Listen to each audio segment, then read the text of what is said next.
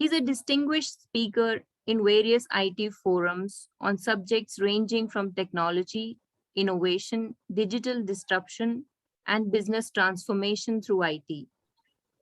He's also associated with Uttarakhand Technical University as a guest lecturer for faculty development program. He represents various national forums in the capacity of driving IT in overall industry, specifically automotive. He's a member of National Digital Committee and chairman for North Zone Digital Committee of ACMA, member governing council of CII, which is a Center for Digital Transformation, member of Knowledge and Innovation Council and CIOs of India. He holds postgraduate degree in information technology from Karnataka University with bachelor's from University of Calcutta. Along with this, he holds several certifications like Performance and Leadership from Harvard Business School, Strategic Thinking Certification from ISB, Innovation CIO Certification from IIM Bangalore, Certification on Financial Management from IIT Delhi, Certification on AI and ML for Tech Leaders from IIT Kanpur, and Certification on Digital Disruptors from ISB. I would just make a small correction here. I wanted to add that Mr. Ghosh is a member of National Digital Committee and chairman for North Zone Digital Committee of ACMA and for member governing council of CII, Center for Digital Transformation, and for member of Knowledge and Innovation Council and CIOs of India. Over to you, Mr. Ghosh. We are looking forward to this engaging session.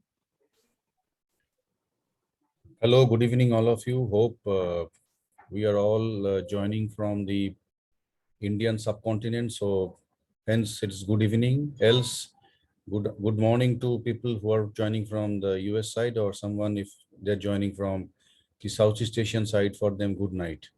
So first of all, thanks Shalini for this very elaborated, introduction. Anyway, let's understand that I'm an IT professional for last 30 years, and thanks to FDPPI before I start, because I really thank Navi sir and Samir for engaging me for this session. It's one of the most prestigious sessions happening, organized by FDPPI for awareness building in many areas in IT or digital transformation in Indian market. I think thanks for this initiative and thanks for inviting me as well. And I have a very small presentation. I'll try to finish it in maybe 25-30 minutes max, and then we move to question answers. A disclaimer before I start my presentation, that I am not, first of all, not an IoT expert, neither a digital transformation expert. I handled the management part of IT, especially in automotive industry, for a very long time. But since we have some experiences in IoT and other digital transformation related technologies, say for an example, Industry 4.0, I'll give some brief what we have done also so far in my current organization. And then over a period of time, what is our plans and how things are evolving, what are the the changes happening in the market, industry, and something like this. So as far as architecture and the data handling part is concerned, again, I am not an expert, but Samir told that you can definitely speak about this subject. I thought, let me do an experimentation on my own career now. After 30 years, whatever I have learned, let me try to share some perspectives from my side. So I'll just share my screen, just a second.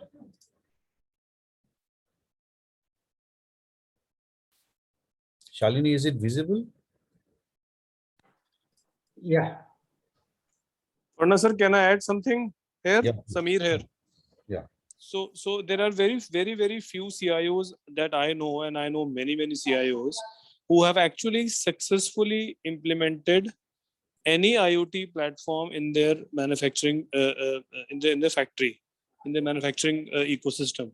So many have tried, but very few have actually succeeded, and the results in terms of measuring the efficiency at various parameters for the, let's say, any machine, let's say CNC machine or wherever, has been actually measured and positive result has been approved. So my idea of inviting you was this only, that let's hear from somebody who's actually implemented something that all of us have been talking about for years together, but very few have actually implemented. Right, sir? Thank you, Samir. I Okay, think thank you. I thought I Thank should you, mention Mr. this. I should mention this to the group that you have actually implemented. So it will be great to hear from you. Thank Okay. you. Please carry on. Absolutely. Thank you, Mr. Mathur, for completing the introduction. Yeah. Okay, please carry on. Yeah. Thank you so much. So anyway, let's start before going into the presentation. Let's give some brief what we have done in Uno Minda Group for last 4 years. As you know, Industry 4.0 or these IoT technologies, these are all invented in Germany and then exported to US and then Japan, Korea, and now coming spreading across Europe now and also in Asian geography. In our parlance, since Industry 4.0 also was a new subject, so we did some kind of pilots, and we also, like Samir was mentioning very rightly, we also burnt our hands in many projects. I will not say everything was a great success, but yes, lot of learnings, and now we have understood what is what are the the actual nuances, or I will say the actual critical success factors related with IoT, and now we are embarking the journey upon that. So some brief about us. So we have implemented this 3D printing technology, which is supported by additive manufacturing for faster prototyping in few of our businesses. And we also have done prototype, or maybe I will say pilots on robotics process automation, just to give a background. And we have done some implementation of virtual reality for trainings to our operators who work in the shop floor. We have done a bit of AI and ML implementation for our HR processes, especially in this social distancing related activities, to get some alerts on that, and also some bit of this facial recognition based attendance. These two projects we have done in AI and ML. For chatbots, we have recently implemented a chatbot for our IT service management and ticketing tool. And IoT, we have implemented for 5 plants. One recently we have done 1 year back, and rest all 4 we have done 4 years back in 2 of our businesses. And we have very good experience now how things are working, what to focus upon, what are the KPIs to work on, and stuff like that. So one more information I must give before I start with the presentation. That is, ACMA. I mean, Shalini was mentioning ACMA. Actually, it is ACMA, Automotive Component Manufacturers Association. So they have 850 members. So we are one of the members of them. And SIAM. SIAM is Society for Indian Automobile Manufacturers. So the OEMs and the ancillary manufacturers both jointly did a study with A.T. Kearney 3 years back on which are the digital transformation areas or technologies which will disrupt the entire automotive market in the next decade. So decade, when we say, that is basically the decade where we are belonging right now. So 2020 till 2030. And there, out of these 11 technologies, we somehow are able to implement around 6 technologies at this point of time in our organization. And that, just to give a brief, that this is the journey we have started post that study happened with A.T. Kearney.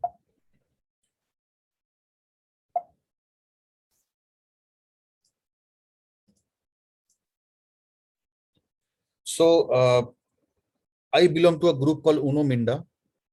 The flagship company's name is Minda Industries Limited. It is basically $1.13 billion turnover as a group. Why I have circled it? Because just 2 days back, we have crossed 20,000 crores of market cap. So this is a slightly older figure of March 2021. So that's why I just gave the latest figure. We have just crossed 20,000 market cap. And 18 joint ventures or the technical licensing agreements we have with especially with the Japanese joint venture partners. We have 6 acquisitions in last few years, 23,000 plus employees, 1775 expats, mostly Japanese and some other nationals, Koreans also. 20 plus product lines, 71 plants globally, 700 plus,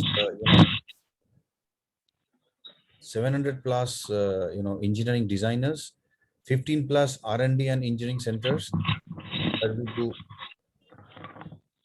I think there is some noise coming, Shalini, if somebody can mute.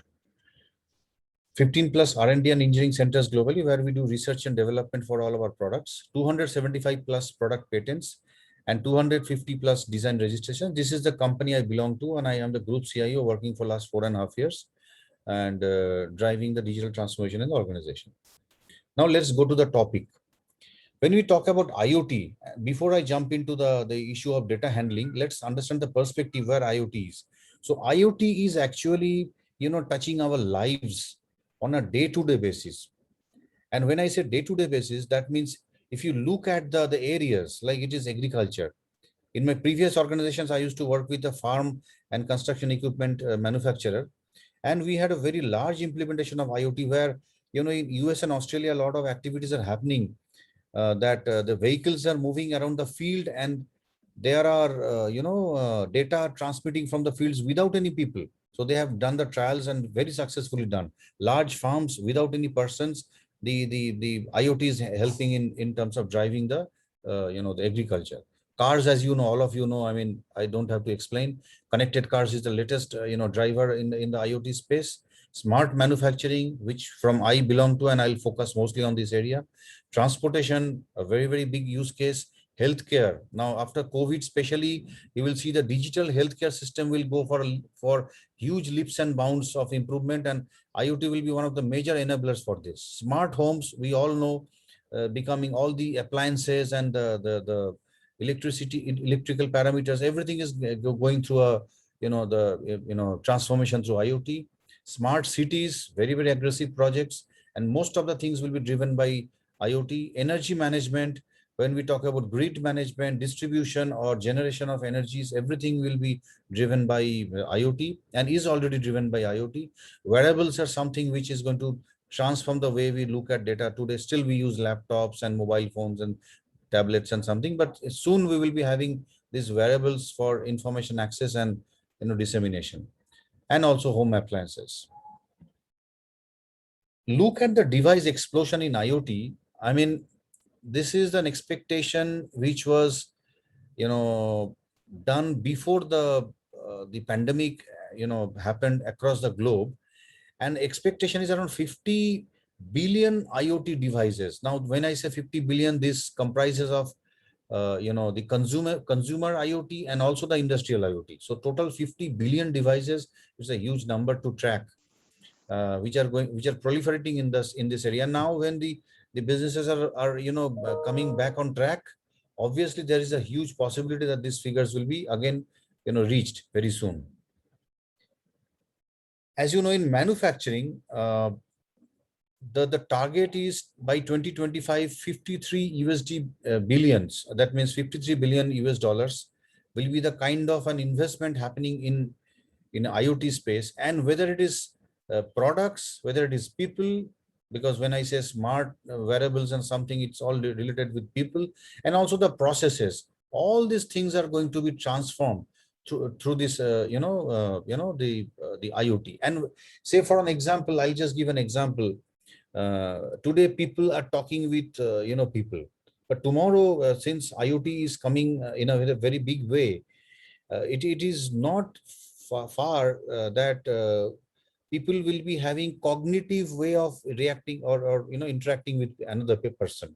So currently, as you know, cognitive means it is understanding the other person's behavior and accordingly you respond or react to that. So this kind of technologies are going to come up very soon. So this is the people area. Products, as you all know, whether it is an automobile product or it's home appliances or your smart appliances in your office or in your home, everything will be having these IoT enabled facilities. Processes, when I say, it talks about whether we talk about the manufacturing process, the assembly process, your, can be supply chain process, can be logistics, transformation, any process will be driven by this massive growth. And when I say India looking at Atmanirbhar Bharat, or maybe look at digital India proliferation across the board, or you look at the incentive schemes which government is giving to look at the alternative manufacturing facilities in India, especially for electronics and semiconductors and sophisticated equipments. IoT is going to play a very, very big role. And when I say IoT, it is not IoT, it is IoT clubbed with artificial intelligence, machine learning, big data analytics, and many other stuff like this.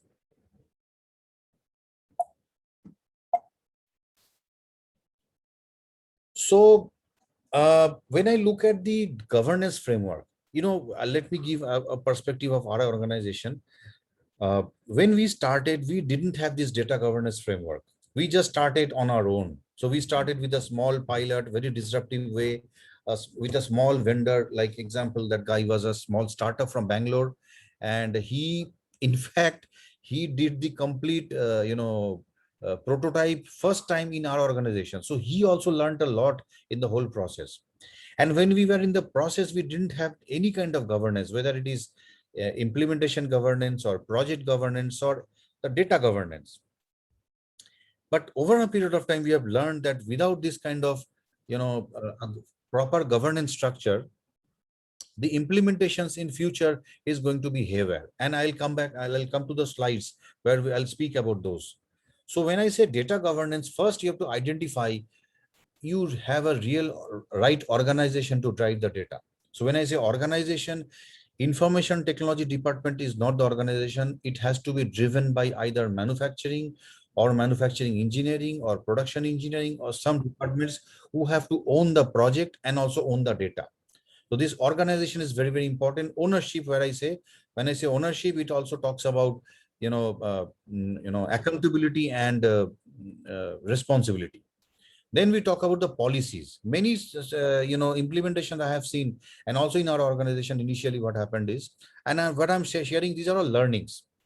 So when I say policies, we didn't have any data governance policy in terms of IoT. We had some data lifecycle management policy, or, the traditional data management policy and something like that. But for IoT, it has to work in a very, very different way. So now we have come up with the policies, which I'll speak slightly later on. Then the data catalogs, from where the data is going to come, how to segregate the data, what is important, what is not important, what is urgent, what is to be segregated out. I'll come back to that point also later on. Then the data analytics definitions, the KPIs to be defined very, very clearly. What you really want to look at IoT. In fact, whenever we started the programs 4 or 5 years back, we were looking at every KPI. Every KPI was looking like very interesting for us. Then over a period of time, we realized that these KPIs are absolutely not important for us, and we must look at some other things which are more important for the business or the transformation which you're looking at. So this is extremely important to define the KPIs. And also when we look at analytics and dashboards, we need to also look at what we want to look at, how we want to look at, what frequency we want to look at, and so on and so forth. Data sources, you understand that what are the data sources from where we pick up the data through sensors. Quality and master data, very, very important. As you know, every project in IT fails just because of unclean master data, or I will say, improper master data. So master data is extremely important for this, like the machines, the assets, the sensors, the points, the kind of KPIs, parameters. All these masters have to be extremely important, are extremely important, and very, very important to define those in the system in a proper way. Then the operations of the data, that means how you extract the data, how you transfer the data, how you load the data, how you transfer to the cloud, how you look at edge computing, and how you do a collaboration between cloud, edge, and your local data centers, and so on and so forth. So this is also an extremely important part of the journey. And last but not the least, the most important part is data security. And speaking in a session of FDPPI, there are the right experts available here, and I also may need to listen from someone of you during the Q&A sessions. Data security is of utmost important. We have heard in Germany and USA, People have shut down factories or machines remotely, just hacking inside the IoT framework or the IoT network. So this is extremely important and we need to really take care. And there are very basic things I'll talk about later on. Then very important is when you look at IoT, please understand IoT cannot work independently. There are two more technologies, one I have mentioned here and one I have not mentioned here, are extremely important for your IoT implementation. One is big data in analytics. IoT is a huge data sets, and obviously you cannot have the traditional databases like the RDBMS or the old fashioned databases to handle those. You need big data systems, whether it is Hadoop or some other data sets, to handle the data properly, and it has to have a proper AI and ML stack to segregate the data properly, as I was talking about. So if you see my wordings here, store, clean and optimize, and obviously analyze the data. This is extremely important in an IoT journey. So if you don't have a big data practice or a implementation or a kind of a scenario in your organization, you must think about it when you look at IoT or overall industry 4.0 framework, because this is one of the important components of the IoT implementation. And obviously there is a data lifecycle management which we followed. So we collected, then we processed the data, then we stored and secured the data. Then obviously this is a standard slides I put, mostly extracted from Google for more visibility, because if I would have created those slides would have taken longer time, and also the user feeling will not be that good. So these are all standard size. And then obviously communicate and share, archive, and reuse and repurpose for the repurpose. That is basically for analytics or visibility, dashboard, historical reporting, predictive reporting, and other things. Last but not the least, this point I want to do, just put at least 30 seconds on this, is destroy. You have to also understand that in the scheme of things, that which data is unimportant for you and which might be destroyed, should be destroyed, have to be destroyed over a period of time. So this data, I will say, obsolescence is an extremely important thing in IoT, because let me give you a perspective. 60 to 70% of your data in IoT, which comes from the machines, from the sensors, will be not useful for you. Only 30% of the data which will be actually transformed for making analytics or predictive or kind of reporting purpose for your decision making. So this is very, very important. Destroying the data on time. And also it will unnecessarily take a lot of storage space. Nowadays cloud is also not very cheap. So whenever you're storing data in cloud, and if you store junk data in cloud which is meaningless, then I think actually you are wasting your money into the wrong directions. That's very, very important to understand and execute. Then when we look at the data analysis cycle, so we had the extraction, and as I was sharing this big data and AI/ML part, this happens in this space, and which we have taken cloud services for executing that. This is the most and extremely important part in the data lifecycle management of IoT specifically, because in IoT many data sets are absolutely not useful. If you look at HR data, if you look at financial data, now you cannot say this financial data is not important for us, employees, this set of data is not important for us, or payroll related, that set of data is not important for us. But for IoT, there are a lot of data which will be absolutely useless. So to segregate the data and destroy, which I was talking about, this segregation part is extremely important here. And obviously I don't want to repeat this slide. This is what is saying here very clearly: extract the data wisely. Now you can see we call data is a new oil. Now when I say IoT data is also the new oil. But when we extract petroleum from the raw materials, then two more derivatives come out of that. One is called naphtha and another is called kerosene. Now look at petrol, which is 100 rupees, and kerosene and naphtha, I don't know the price, but it will be 1/5 or 1/4, something like that in the market, in the consumer market. But in terms of petroleum, still you can use those as derivatives, as subproducts or byproducts. But in case of IoT, the 70% data which you are actually going to segregate is going to give you neither kerosene nor naphtha. So you have to simply destroy it, understanding it correctly what is not required. And that is why I mentioned this in this slide, that this is very, very important. You have to extract the data wisely. And our bosses always say, I mean, all our bosses bring all the information, bring all the tables, all the Excel files and PPTs and da. You see, let me give you an example. If you scan your organization's, hard drives of all employees, say like we have 4,000 employees, and if I scan all the drives of all the employees, I can immediately tell you 65 to 75% data is absolutely useless. 15 to 20% data is only used one time. Rest is actually used on a repetitive basis for decision making or some kind of reporting or some MIS or some dashboards or some reporting or something like that. So look at this situation. 80% of the data is absolutely useless for you. Either it is extracted once or it has never been extracted, or it has no business value to the organization. So I think that is what we have to understand as managers and senior leadership, that what data to store, what data not to store. Like we have a concept called tiering of storage. So if you put all your unimportant data in the highest tier of the storage, you actually spend a lot of unnecessary money for that. But when you store your lower valuable data in lower tier of the storage, actually you have a better ROI and cost calculations in terms of data. So this is an extremely important thing. I thought maybe I'll give some perspective on this. And as I shared with you, 70% of IoT data is absolutely useless. You have to just junk it or maybe scrap it over a period of time. Now let's move to the second topic of this evening, and which is very, very important, I believe, that is IoT security. So when I say IoT security, I focus upon certain things in IoT. First is and foremost is the device security.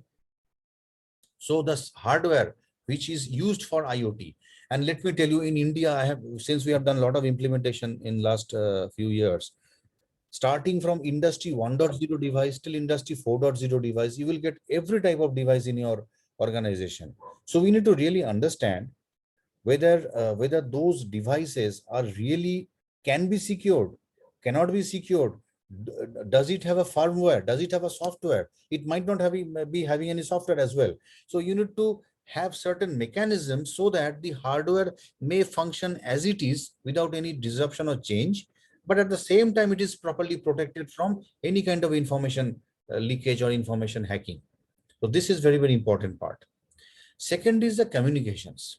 So when I say communications, it's basically the way the sensor is pulling the data from the hardware, sending it to the gateways, and then obviously to your cloud or your local data centers or wherever you are storing your data.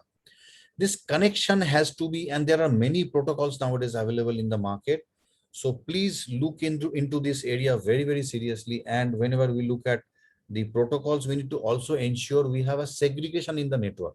Like initially when we had a very flat network 4 or 5 years back. Now we have learned the lesson. And what we have done very recently is we have done, first of all, SD-WAN implementation across the group. You have seen 71 locations. We have almost completed 60 plus locations for SD-WAN implementation. That is one of the major improvements we have done in the network. Second thing what we have done is we have segregated our network into 3 segments. Segment number 1, manufacturing network. Segment number 2, engineering network. Segment number 3, office network. So people like us, HR, finance, IT, commercials, they all fall under this segment number 3, which is office network. Segment number 2 is engineering network, which is also extremely important, and data security is utmost important there, where you have your R&D, your design, your drawings, your specifications, your prototypings and everything. And segment number 1 is manufacturing. Why we have separated manufacturing? Because when we started these IoT projects, we have understood if we club this with other networks like office or engineering, then it might have some kind of data sniffing, or maybe Navi sir or Samir are the experts in those areas. There will be a lot of data sniffing kind of stories, or data sharing stories might happen in those areas. So we ensure that we don't land up into these kind of scenarios. And we have also segregated the manufacturing setup in a diff. So not these three networks don't talk with each other. They don't, you cannot do inter-VLAN routing. I'm just talking something technical. So you don't have any inter-VLAN routing between these networks, and they talk independently to their servers or to their targeted audience. Third and last but not the least is the cloud and applications security. So I believe in a very, very I will say a thumb rule, or you can say a thing which I've learned many years back from my gurus, from where I have learned IT, that one of my bosses told me very early, in early days, okay, you cannot have BSF in every state. So I didn't understood initially what he wanted to say. That means you should not secure each and every application and overkill the performance of the application. Put the security in your perimeter. That border security force should be there in your boundary of the nation. Should not be in every state and trying to protect every state boundary. That is not possible. So same formula applies in IT as well. You need to actually look at the security at a perimeter level, at a gateway level, so that your penetration from outside or data leakage from inside, both can be protected properly. So this is what we have also taken the same formula, and we have done implementations accordingly. I think this is again a technical, I will say, explanation of the earlier slide. So we have the local zones and device zone, field gateway zones. These are anyway standard IoT implementation terminologies. So whenever we implement IoT, we follow these terminologies very, very strictly. Then we have gateways and services zone and the remote user zones. We are accessing the data from outside. So this is a very interesting and very, I will say one of my favorite slides. When I look at security or risk management as a whole, first is I go back to basics. What is the basic? Is fix the device patch. Many times you will see the patches are not implemented. In fact, in our day-to-day, computers or mobile phones, we don't install patches. We don't install the, updates on a time-to-time basis. And this is the most important and the worst vulnerability happens with us. And many times attack happens just because of the device is not patched properly. So first and foremost thing, please patch your device. If it is an industry 4.0 device or industry 3.0 device, has some bus ports or some other ports which can communicate, we can definitely update those ports with some firmwares or certain hardware patch, and definitely can patch. If it is not that, so the sensors which are collecting data from those machines, it can be vibration, it can be energy, it can be anything else. Just ensure that the sensors are properly patched so that the data is not coming out of the sensors very easily and cannot be extracted.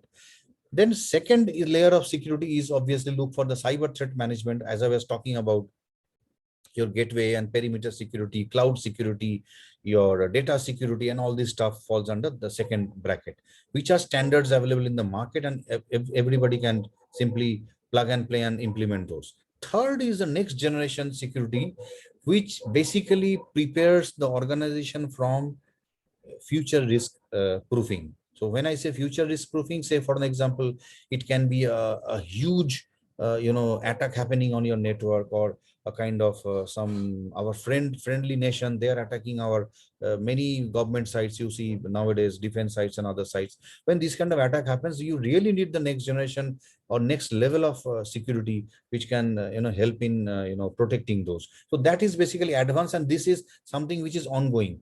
This is very fundamental. This is your hygiene factor, and this is ongoing by basis. So every time you have to evaluate and look at the future risks and look at the mitigation processes. So looking at the the IoT hierarchy or the architecture. So first is we focus on the physical needs, which is power, connectivity, climate, and other KPIs and something like this. Then the security part, then comes the connectivity part, then comes the data part, and the smart needs. So if anybody knows the OSI layer of data model, I think this is the same way it explains, but in a slightly different way. And we call here, like example, this is the self-existence, or maybe say for an example, we call hygiene. This is self-expression, which is obviously called, I will say, the connectivities and, the connections between both the hardware layer and the software layer. And this is actualization, where we actually, get the value out of everything. And then we look at the KPIs on a very, very different way from an organization point of view. So the IoT architecture, if you see, we have actually 4 stages of the solution architecture, which is also very important. And initially, when we implemented, we were not having this kind of sophisticated architecture, but over a period of time, we also built this architecture in, in our environment. So first is the architecture. We have the sensors and actuators, which collects the data. Second is your internal gateways or data acquisition systems. We call PDAs or something like that, which is basically nothing but collecting the data and doing a local processing before it transfers the data. Then we have the edge IT or the analytic pre-processing systems, which basically are talking about instant analytics or instant reports to the members or the users who are, or the managers who are actually on the shop floor. And finally, at the end of the day, we have the data center and cloud, which talks about the big data analytics, AI, ML engines, and other stuff. So each and every layer talks with each other, and this is the way we basically, handle the complete, IoT solution architecture. And let me give another, I will say analogy in the whole discussion, that this cannot be built in first one day or the first day. It may be possible that we build this entire architecture over a period of time. So first, maybe we start with a very basic gateway and a data center. Obviously, sensors will be required. Edge IT, maybe we can bring it in the second stage, and so on and so forth. So this is a kind of evolution which will happen over a period of time, and accordingly we have to look at the way the architecture is built, and architecture is basically made robust. Last slide is basically some learnings which we had, and I wanted to share with all of you. Maybe it will help many of you who are in the journey or who are going to embark the journey on IoT. One is the learnings on data handling on IoT. So collection of data is very, very important. Cleaning of the data. ETL, as you understand, extract, transform, and load, which is analyzing the data. Archive, backup the data, which is unimportant, please shred it off. Which is important, please backup and archive the data. 3R principle for IoT data. So when I say 3R principle, many people may know it is a Japanese concept. So reduce, reuse, and recycle. So we also follow the same principles of reduce, reuse, and recycle for IoT data, and it really helps. So which is not required, we have to simply recycle the data, and or maybe we call it shred the data. Then follow the 30-70 principle. So 30% is important for you, 70% is absolutely not important for you. So you have to look at this data and simply either delete or archive or simply shred it off from your system. Security is extremely important, and obviously basics first. Don't look at the advanced security systems at the beginning. First, you fix the basics, which is patching, basic antivirus, basic anti-spam, basic anti-spoofing softwares. These are the first things to do. And obviously reporting is extremely important, because ultimately, end of the day, your management wants to look at ROIs or paybacks or something. So they need the reports, they need utilization reports, they need quality reports, they need energy reports. All the reports should be available, and it should be well designed to suit the needs of the management. In terms of architecture, so as I said, nothing is right. I have shown you this 4-stage architecture. You may say 3 stage is good, or maybe somebody might have 5-stage architecture. So nothing is right. I mean, everything is good. Only thing is, please look at the very basic things. These basic things should be there in your architecture. You can split it into 2, 3, 4, 5, doesn't matter, but actually the basics should be in place. And step-by-step approach is very, very important. Let's keep it simple so that we don't unnecessarily complicate the whole thing from the day one. Let's ramp up the things from small to big, and which will really help us in the journey. Network backbone is extremely important. As I shared with you, the segregation of network, or the quality of network, or the Wi-Fi quality of network, or rather, let me also talk about the access points have to be also secured. So that is also extremely important in terms of the network backbone. So this is a very, very important thing, and this is basically nothing but your spinal cord of the whole body. And everything is important. Management will say, do IoT, do this and do that, and let's invest, let's be the top of the world, and let's be competitive in the whole global environment, and blah, blah, blah. But please do prioritize. If you don't prioritize, You might get lost into many things, and then at the end of that year, you will say, oh, no result has come up. So let's prioritize the whole thing, and then we can understand what is important and what is urgent and what is to be done on the next day. It has to be scalable, obviously, and obviously robust in nature, but you can, as I told, you can build it step by step. But scalability is very, very important. You should not have an unscalable or non-scalable kind of an environment. Then you will be again, you need to shred the investment or scrap the investment and then look for something new. It is not a good solution. It is better always to look at scalability. One shop fits all. That means, there are system solutions available in the market which can provide you the cloud facility, the AI tools, the big data, and the edge, computing systems. All are available in a bundle nowadays, and things are becoming more commodity in nature. When we started IoT project, things were become very disparate. And now things are becoming in a more commoditized way. You can take only cloud, you can only take AI, you can do some big data on your own, you can do edge from some third party, or you can take the whole thing in a bundle. So I think these all facilities are available. As I already shared, security is very, very important. And then last but not the least, follow a PDCA cycle, review the project, review the implementation, renew if anything is required. Renew, when I say, that means you need to change, then you need to restructure. That means if you have to really think differently, please do that, and then revolve. So this whole structure has to revolve around, and that is how we should run the PDCA cycle. So I think have taken 40 minutes, and hope my presentation is well explained and understandable. Open to any question answers. Yes, sir. Pranav sir, Samir here. Thank you very much. Very nice presentation. Very informative. I have one query to ask you. So I know you are using SAP as an ERP there. And my question to you is that was there ever an integration done between data coming from the, let's say, machinery of the factory to SAP? Yeah, so let me give you another analogy, and there maybe some people might have some other questions as well. There is a concept in SAP called indirect usage. So when you bring non-SAP data to SAP, you need to have indirect usage license in your kitty.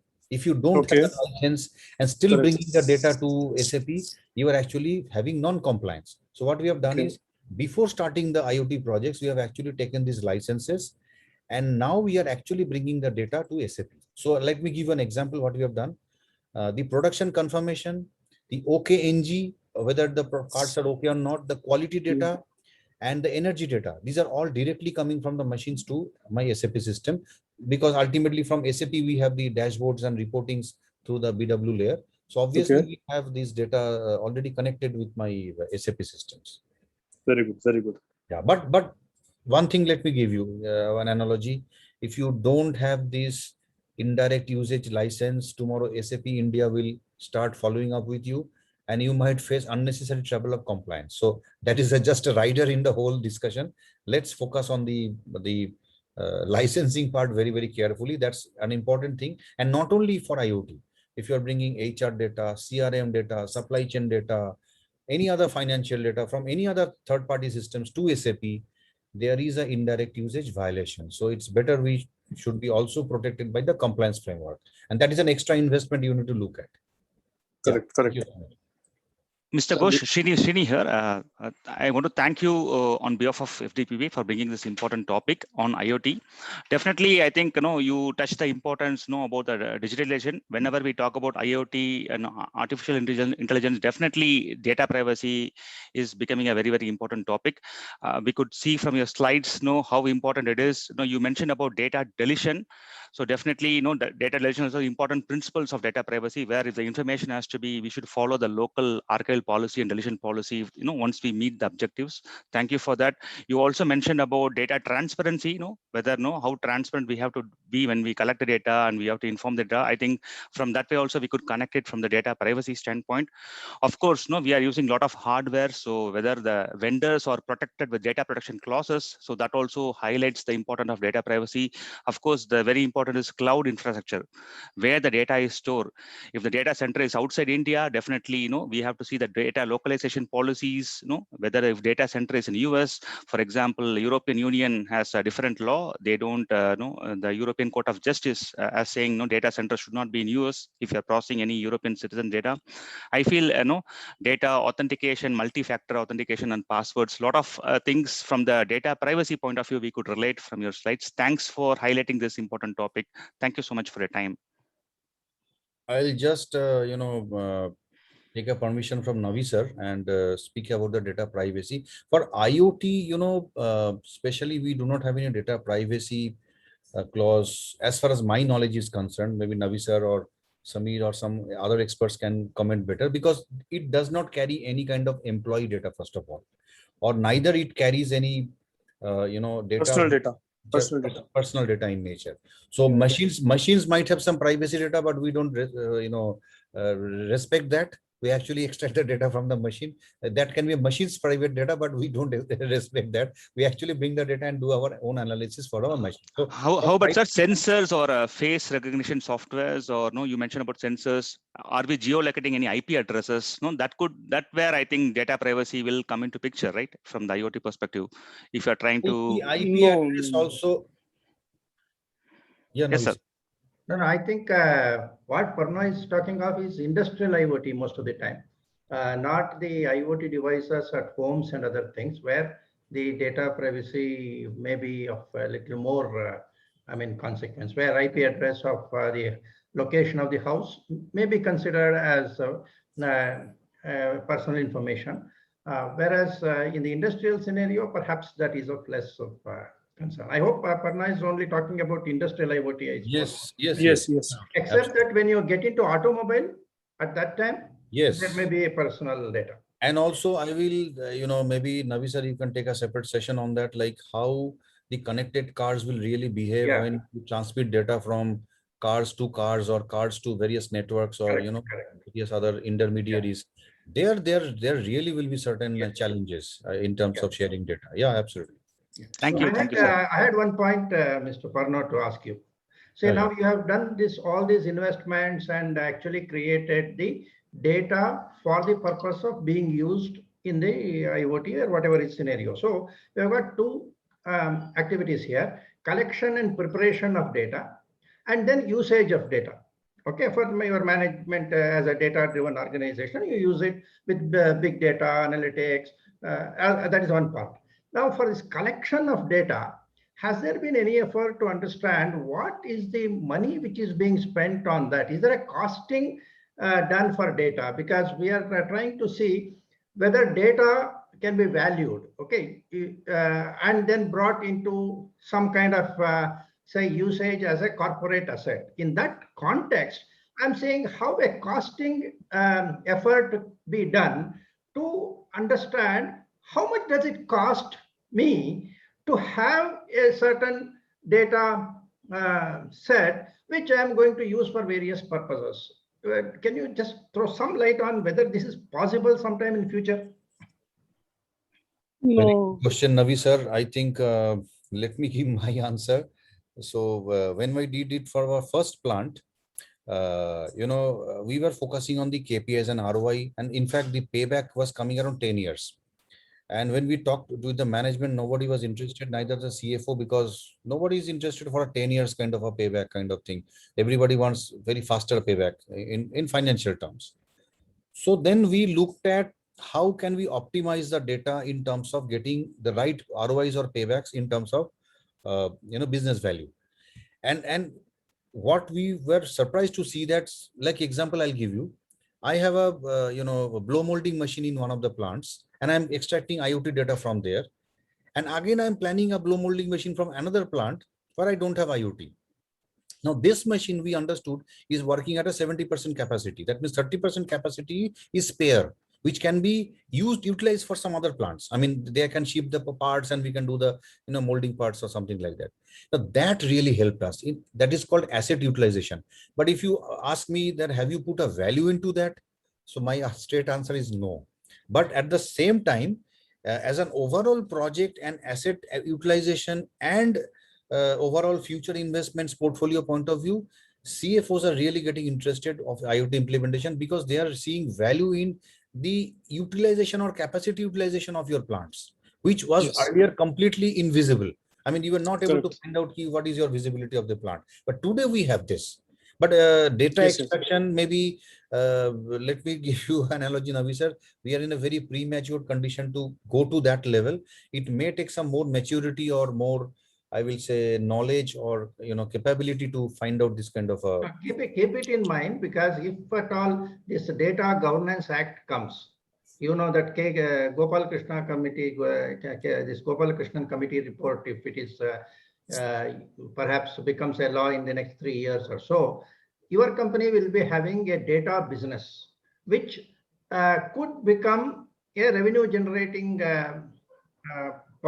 possibility. Like you said, 70% of the data is not useful now. We don't know, a part of that may actually become useful in the form of being capable of being sold to somebody else through the data exchange. For that, one has to prepare for this valuation. So just keep it in the back of your mind. You have done so much of work actually, though you may say you are yet to mature. Other organizations are perhaps even much below this. So if you keep this in mind, perhaps over a period of time, you will be the pioneer in bringing up this concept. Absolutely. And one more interesting thing, when I mean, you are sharing that, this may be useful, that 70% data may be useful for the machine manufacturers. That's what I'm saying today. That's what I'm Which saying. may not, yeah. Your capacity utilization, why it is not so, and other things may also be useful for somebody else. So somebody else may be willing to buy that data. That is the concept of data exchange, which is going to come. Very good point. We'll definitely focus upon that. One more point came in the earlier discussion. Sorry, just I heard that that gentleman was talking about. I think the IoT data to be stored in US or other countries or something. Currently, I think the law does not prevent, but fortunately, we have stored the data in India. I mean, just for the perspective point of view, we have not stored any data outside the country at this point of time. So Parna sir, Samir here, I want to put a new perspective to this discussion. Like I said, that we have consulted some other customers in the implementation of IoT in manufacturing plants. So how I look at IoT usage in a factory is that in terms of calculating ROI, we calculate on simple parameters to start with phase one, like you said. So we talk of electricity consumption per per machine or per kg of whatever product you are making. Let's say steam consumption of tracking of every machine. Then we can talk about machine uptime. We can talk about mean time between failures. And in terms of ROI, like you said, the CFO was not convinced. So what we do is that we say that your machine electricity bill is, let's say, X rupees. And after IoT, we will tell you that how much energy, temperature, pressure, whatever various parameters, there are more than 200 parameters there, are being measured, and how they can be optimized so that the output from the particular, let's say, CNC machine where we have installed it for some customers, how the output can be measured and can be optimized for best results. So I don't know if that's the right approach. I'll give an analogy. We have done one implementation Correct. on energy itself, and with a startup company proposed by NASCOM. So this company, what they did is, and that particular plant, our energy cost was 3% of the turnover. So if suppose example the turnover is 500 crores, 3% means 15 crores is the energy cost in the entire year.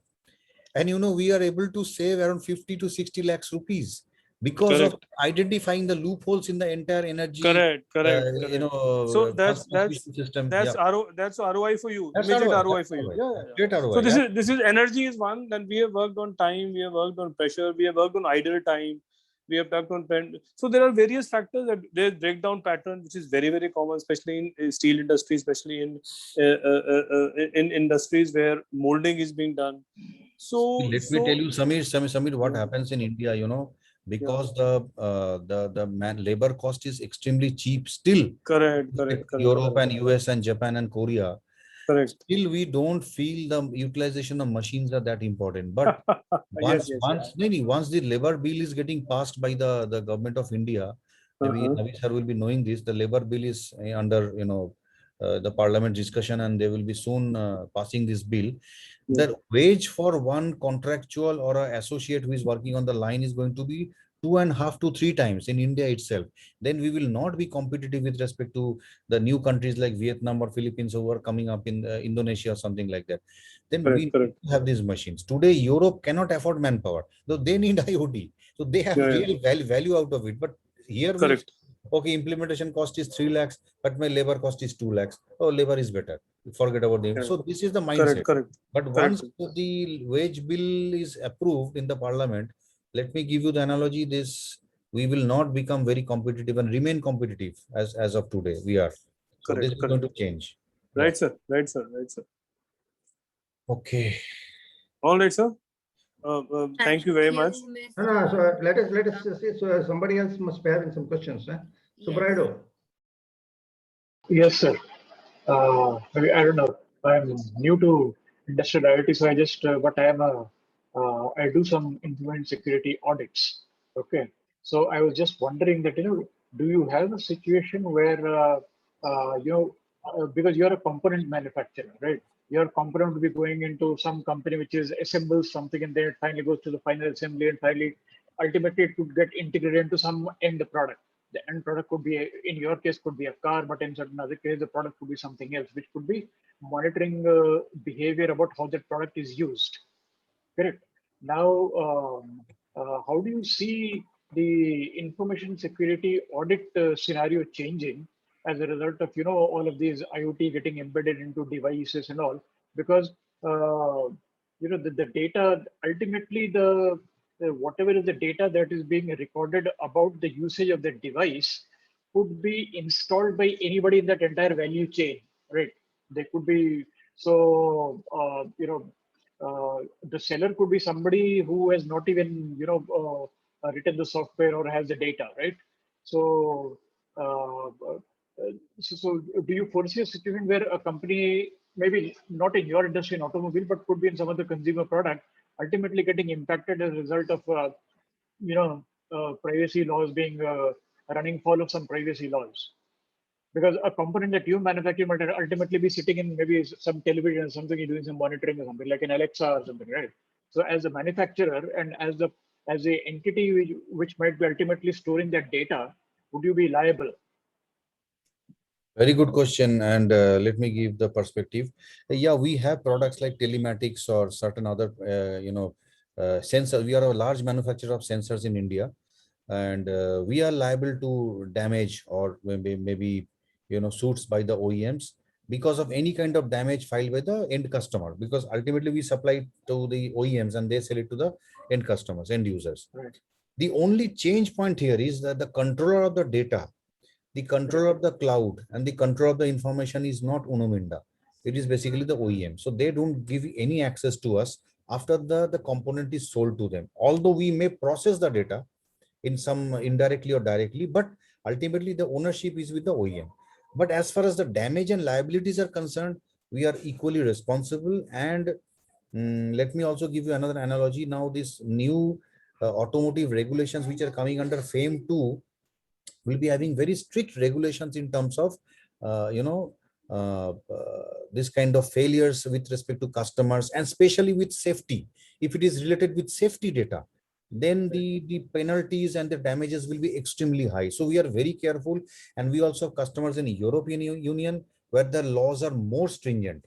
So I think maybe after this new data privacy law coming up in few quarters or something, this is going to be extremely important in terms of damage, liability, or claims kind of thing. So currently awareness also is a problem, and many times what we do is very simple thing. Na?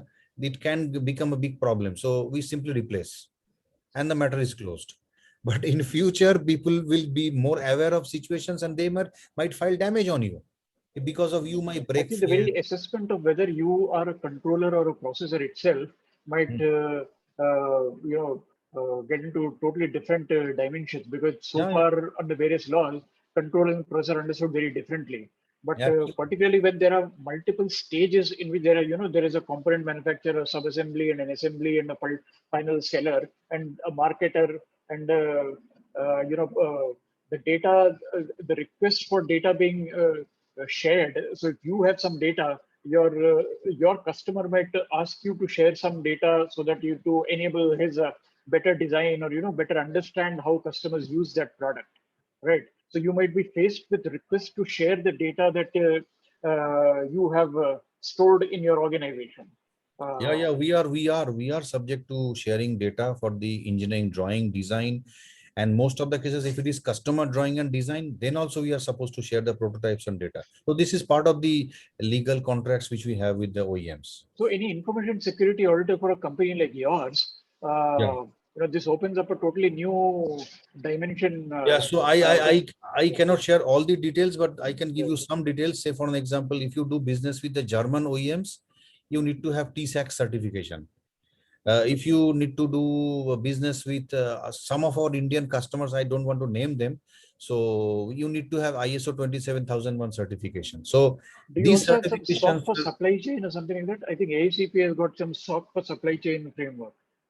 Any no. Right now, these regulations are, still, you can, you can have some, skipping those regulations. But the only thing what I'm trying to say is traceability is one of the regulations which is coming up. So your point about traceability, where the problem lies and who is a supplier and from where the component came, all this data has to be shared with the government for any kind of failures in terms of consumers.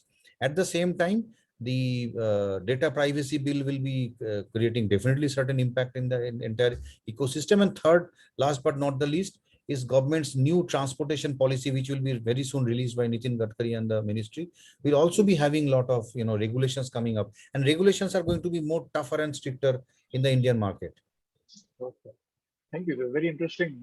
But let me again give you an analogy. Yeah. Government, the processors, OEMs, ancillaries, and the consumers, we are in a very, very low awareness level at this point of time. So that is the interesting part, but not a good thing. But for future, things will be different for sure in next few years. Yeah, in fact, I heard some talks on self-driving cars, and if a car component gets hacked and the car meets with an accident, right? Who's liable? Primarily the OEM, obviously, but then the follow suits will come to us as well. Yes. Can I ask one question? Yes, sir. right, Please, right. please. Now more stress is on data deletion. Can data deletion can be thought of kind of an automated method? If a data is not regularly on usage for certain period, can it be purged automatically? Can you think of such things, or is such practices are already there? These practices are already there. So when we bring the data from the machines or the sensors to the cloud environment, before that we have a staging environment where we do the cleaning and sorting of the data. There we already have a system which identifies that these are the data sets we don't need.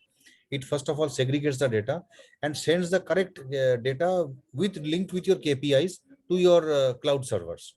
So that process you can definitely automate. Yeah, these facilities are available. Yeah, but at one stage, instead of doing as a continuous process, can you have a programming there that data which you have not required in the first initial stage, that can be gone throwing off, especially not that important, so that again intervention is not required at the in respect of those data. That is what I Something was like saying. that. So there are Python codes, AIML Python codes, which actually segregates the data. It understands the data very well, segregates the data, and sends the right data to the cloud server. So this is already an automated system, but yes, Good. you have to make the system learn about the data. Okay. Maybe at least 6 months, 3 months. Once the system learns the data, it can do it in an auto mode. You don't need to instruct anything. Yeah, possible. Yeah. One more question.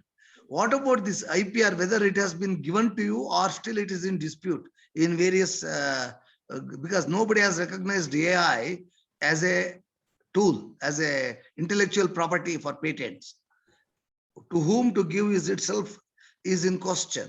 As on today, any state country, except I think Germany or somewhere they have given recently, whether anything is awarded as a patent to you or still it is in process in respect of artificial intelligence. No, so I think, we are in a vendor ecosystem. So what we do is we get those codes developed by certain organizations. Obviously, out, nowadays we work mostly with the startup companies. So when you have the contract with the startup, you need to ensure that the code is supplied to you as a source code and not as a executable code. So this is part of your contract. Yeah. Now, the contract may say you may not be able to change the code, or you may not be able to do some, delete the code or something like that. So certain contractual obligations are there. We generally ask for the codes. You know why? The reason is, tomorrow if we have any problem with that startup company or anybody else, for the sake, we can at least transfer the code to somebody else. So we own the code. But yes, that is slightly expensive with respect to a normal services. If you take a service, it is obviously not that expensive. But when you take the source code also, especially for the IoT technologies, we have the source code Yeah. in our capacity. Yeah. Source code, I mean, it is only copyrighted, I think. Copyright, they may be assigning to you. It is not a patent. Assignment. It's an assignment. Yeah, absolutely right. Yes. It has a rights to use clause, where you may use or you may, I mean, it depends on company to company. Every company has a different policy. So depending on the company's policy, we follow that. Today, your talk was also very innovative for me, for a old man like me. I enjoyed listening to you. Thank you. Any more questions, or shall we?